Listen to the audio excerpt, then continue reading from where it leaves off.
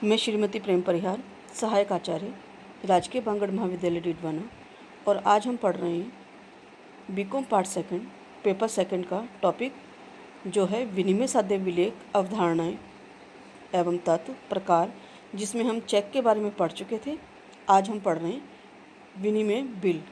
विनिमय बिल क्या होते हैं? यह भी एक महत्वपूर्ण विनिमय साध्य विलेख होता है, जिसे बिल ऑफ एक्सचेंज के नाम से भी जानते हैं हम। भारत के विनिमय साध्य विलेख अधिनियम 1881 की धारा 5 के अनुसार विनिमय बिल एक लिखित एवं शर्त रहित आदेश है, जिसमें बिल का लेखक अपने हस्ताक्षर करके किसी व्यक्ति को एक निश्चित धनराशि निश्चित व्यक्ति अथवा उसके आदेशित व्यक्ति अथवा वाहक को भुगतान करने का आदेश देता है। इस प्रकार विनिमय बिल वह विनिमय साध्य विलेख है जिसमें ऋणदाता अपने ऋणी को एक लिखित शर्त रहित आदेश देता है कि वह एक निश्चित धनराशि किसी निश्चित व्यक्ति या उसके आदेशित व्यक्ति या वाहक को भुगतान करे। बिल का लेखक आहर्ता अथवा आहरणकर्ता कहलाता है। जिस व्यक्ति को बिल का भुगतान का आदेश दिया जाता है वह आहर्ती कहलाता है, जबकि भुगतान प्राप्त करने के अधिकारी व्यक्ति को आदाता कहा जाता है। विनिमय बिल के प्रकार या स्वरूप। एक विनिमय बिल कई प्रकार के होते हैं, जिनमें मुख्य रूप से मांग बिल। यह वह विनिमय बिल होता है जिसका भुगतान मांगने पर देय होता है। इसमें भुगतान की कोई अवधि निर्धारित नहीं की जाती है। ज्यों ही बिल भुगतान के लिए प्रस्तुत किया जाता है अथवा दिखाया जाता है, उसका भुगतान तत्काल देय होता है। इसे दर्शनी बिल भी कहा जाता है, जिसको दिखाने पर भुगतान दिया जाता है। सावधि बिल। जिस विनिमय बिल का भुगतान मांग पर न होकर एक निश्चित अवधि के पश्चात देय हो, उस बिल को सावधि बिल कहा जाता है।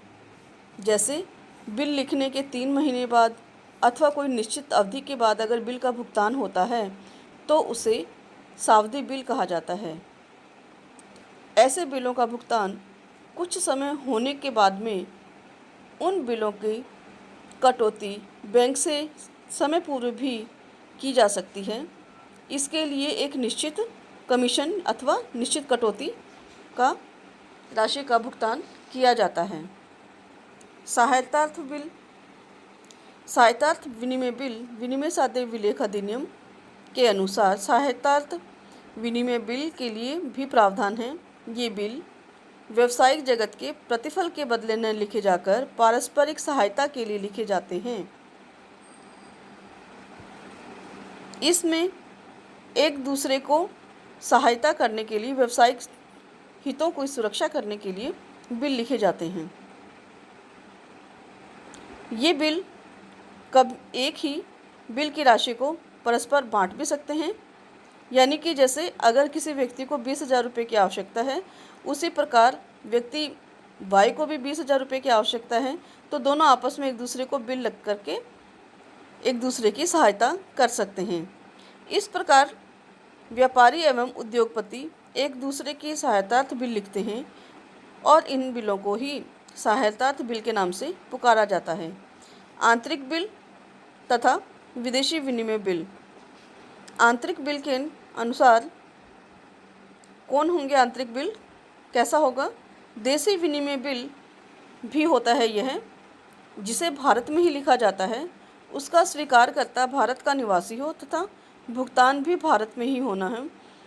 अर्थात जिस बिल का भारत में लिखा गया है, भारत में भुगतान होता है, चाहे उसका स्वीकारकर्ता विदेशी ही क्यों न हो, वह स्वदेशी या आंतरिक बिल कहलाया जाएगा। विदेशी विनिमय बिल। भारत के विनिमय साध्य विलेख अधिनियम 1881 की धारा 12 के अनुसार एक विदेशी विनिमय बिल के लिए निम्नलिखित में से कोई भी एक शर्त की पूर्ति होनी आवश्यक है, जिसमें बिल भारत में लिखा गया हो पर बिल का स्वीकारकर्ता विदेशी तथा भुगतान भी विदेश में होना हो। बिल विदेश में लिखा गया हो पर भुगतान भारत में होना हो। बिल विदेश में लिखा गया हो और विदेशी व्यक्ति पर लिखा गया हो बिल विदेश में लिखा गया हो और भुगतान भी विदेश में ही होना हो, और बिल विदेश में ही लिखा गया हो चाहे भुगतानकर्ता भारत में रहता हो। इस प्रकार के बिल 3 प्रतिलिपियों में तैयार किए जाते हैं और प्रत्येक प्रतिलिपि में अन्य 2 प्रतिलिपियों के बारे में संकेत होता है। सभी प्रतिलिपियों पर लेखक के हस्ताक्षर होते हैं। इस प्रकार के बिल की प्रतिलिपि को वाया कहते हैं, पर जब ऐसे बिल की एक ही प्रतिलिपि तैयार की जाती है तो उसे सोला कहा जाता है। विदेशी विनिमय बिल की प्रत्येक प्रतिलिपि अलग अलग माध्यम एवं अलग अलग समय पर स्वीकारकर्ता के पास भेजी जाती है और किसी एक प्रतिलिपि के भुगतान होने पर अन्य प्रतिलिपियां स्वतः ही रद्द मान ली जाती है। स्वीकारकर्ता प्राय एक ही प्रतिलिपि को स्वीकार कर हस्ताक्षर कर देता है, किंतु अगर वह सभी प्रतिलिपियों पर स्वीकृति के हस्ताक्षर करता है तो वह स्वीकारकर्ता प्रत्येक प्रतिलिपि के धारक को, जो कि यथाविधि धारक हैं, उन सबको भुगतान करने के लिए उत्तरदायी होगा।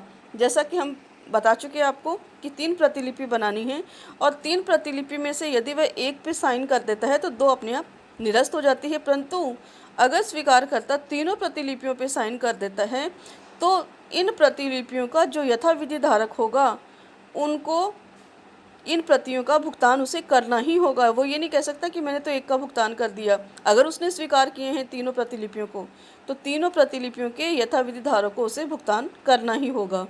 अगला है हमारा विलेख सहित बिल तथा विलेख रहित बिल। जब विनिमय बिल का आहर्ता बिल के साथ माल के स्वामित्व संबंधी दस्तावेज जैसे रेलवे रसीद या जहाजी बिल्टी आदि लगाकर देता है तो उसे विलेख सहित बिल कहा जाता है। बिल की स्वीकृति या भुगतान पर बैंकर माल संबंधित दस्तावेज आहर्ती को दे देता है, पर जब बिल का आहर्ता बिल के साथ कोई भी दस्तावेज संलग्न नहीं करता तो ऐसे बिल विलेख रहित बिल कहा जाता है। विनिमय बिल के पक्षकार तथा उनके दायित्व। प्राय एक विनिमय बिल के 5 पक्षकार होते हैं और उनके दायित्व भी स्थिति अनुसार होते हैं। जैसे पहला है हमारा आहर्ता या लेखक। विनिमय पत्र को लिखने वाला उसका आहर्ता या लेखक होता है। वह बिल का हस्ताक्षर कर आहर्ती को स्वीकृति हेतु भेजता है और इस स्वीकृति के पश्चात स्वीकारकर्ता उस बिल के भुगतान के लिए उत्तरदायी होता है। पर अगर बिल का अनादरण हो जाता है तो लेखक बैंक को अथवा आदाता को भुगतान करने के लिए दायी रहता है। आहर्ती विनिमय बिल जिस व्यक्ति पर स्वीकृति के लिए आदेशित होता है वह बिल का आहर्ती माना जाता है। बिल की स्वीकृति के बाद वह बिल के भुगतान के लिए उत्तरदायी होता है। आदाता जिस व्यक्ति को राशि भुगतान प्राप्त करने अथवा कराने का अधिकार होता है उसे प्रापक या आदाता कहते हैं। यह बिल के भुगतान की प्राप्ति का अधिकारी होता है। धारक बिल का धारक वह व्यक्ति होता है जिसको बिल को रखने का वैधानिक अधिकार है। विनिमय साध्य विलेख अधिनियम 1881 की धारा 8 के अनुसार किसी चेक, बिल अथवा प्रतिज्ञा पत्र का धारक वह व्यक्ति होता है जो अपने नाम से उसे रखने तथा संबंधित पक्षकारों से राशि वसूल करने का अधिकारी होता है। पृष्ठांकनकर्ता एक विनिमय बिल का धारक बिल को किसी अन्य व्यक्ति के नाम पृष्ठांकन कर सकता है, एंडोर्समेंट कर सकता है, तो पृष्ठांकन करने वाले व्यक्ति को पृष्ठांकनकर्ता कहा जाता है। विनिमय साध्य विलेख का धारक अथवा धारी। विनिमय साध्य विलेख प्रतिज्ञा पत्र, विनिमय बिल अथवा चेक का धारक वह व्यक्ति होता है जिसे उस विलेख को अपने नाम में, अपने अधिकार में रखने तथा उस विलेख की राशि प्राप्त करने अथवा वसूलने का अधिकार होता है। अर्थात विनिमय साध्य विलेख में धारक अथवा धारी से अभिप्राय उससे है जिसे उस विलेख को अपने ही नाम में, अपने ही अधिकार में रखने तथा उसकी राशि को प्राप्त करने अथवा वसूलने का अधिकार होता है। इसके लिए धारक अथवा धारी की विशेषताएं होना बहुत आवश्यक है। क्या क्या उसमें बातें होनी चाहिए एक धारक बनने के लिए? धारक अथवा धारी से अभिप्राय किसी विनिमय साध्य विलेख जैसे चेक, प्रोमिसरी नोट अथवा बिल ऑफ एक्सचेंज के धारक से हैं। धारक को उस विलेख को अपने ही नाम से अपने पास रखने का अधिकार होना जरूरी है। किसी भी विलेख को अपने अधिकार में रखना ही पर्याप्त नहीं है, क्योंकि ऐसा अधिकार तो चोरी करने, खोने अथवा स्वयं धारक द्वारा सुरक्षा हेतु सुपुर्द करने से भी मिल सकता है। धारक को उस विलेख को अपने नाम से ही भुगतान प्राप्त करने अथवा उसका भुगतान वसूलने का अधिकार भी होना जरूरी है। धारक को विलेख के खोने,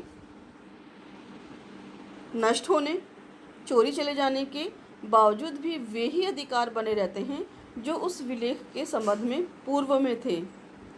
विलेख के खोने अथवा चोरी चले जाने पर यदि वह विलेख दूसरे के पास भी पहुंच जाता है तो भी उसे प्राप्त करने वाला उस विलेख का धारक नहीं बन सकता।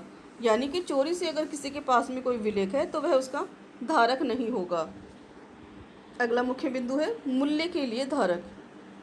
मूल्य के लिए धारक का अभिप्राय उस व्यक्ति से है जो किसी ऐसे विधि मान्य लेख पत्र का धारक हो जिसका मूल्य पहले चुका दिया गया हो। मूल्य के धारक को लेख पत्र से संबंधित पूर्व पक्षकारों के विरुद्ध वे सब अधिकार प्राप्त हो जाते हैं जो उसके हस्तांतरणकर्ता को प्राप्त होते हैं।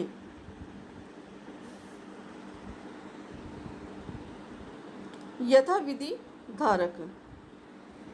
विनिमय साध्य विलेख का यथाविधि धारक अथवा धारी का अभिप्राय उस व्यक्ति से है जो प्रतिफल के बदले वाहक विलेख पर अधिकार रखता है अथवा आदेशित विलेख में आदाता या पृष्ठांकित हो तथा विलेख की प्राप्ति सद्विश्वास में बिना किसी दोष की जानकारी के परिपक्वता से पूर्ण हो गई हो।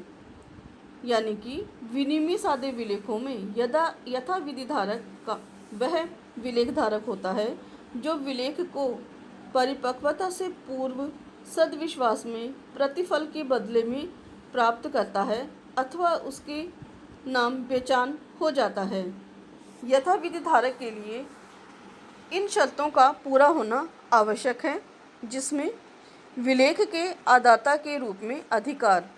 विलेख का यथाविधि धारक बनने का पहली शर्त यह है कि विलेख का धारक विलेख का भुगतान प्राप्त करने अथवा भुगतान वसूलने का अधिकारी हो, अर्थात वाहक बिल की दशा में अदाता तथा आदेशानुसार दे विलेख की दशा में पृष्ठांकित अथवा आदाता होना चाहिए। परिपक्वता से पूर्व विलेख की प्राप्ति। विनिमय साध्य विलेख उसकी परिपक्व की तिथि से पूर्व विलेख से यथाविधि धारक को प्राप्त हो गया है। विलेख की परिपक्वता की तिथि के बाद विलेख प्राप्त होने पर उसका यथाविधि धारक अधिकार नहीं रहता है।